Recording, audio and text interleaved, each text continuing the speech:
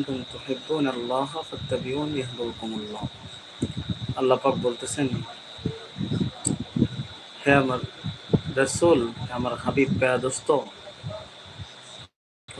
তুমি মানুষের মাঝে বলে দাও, যদি কোনো বান্দা আমি আল্লাহকে যদি তারা ভালোবাসতে চায়, তাহলে যেন সে আমার রাসূল মুহাম্মদ সাল্লাল্লাহু আলাইহি ওয়াসাল্লামকে যেন তারা ভালোবাসে। রাসূল কারীম সাল্লাল্লাহু আলাইহি ওয়াসাল্লামকে যদি কেউ ভালোবাসে, তাহলে আল্লাহ পাক রব্বুল আলামিনকে ভালোবাসা হবে। এই জন্য রাসূল সাল্লাল্লাহু আলাইহি ওয়াসাল্লাম বলেছেন, মান আহাব্বা সুন্নতি ফাকাদ আহাব্বানি ওয়া মান আহাব্বানি কানা মাই ফিল জান্নাহ।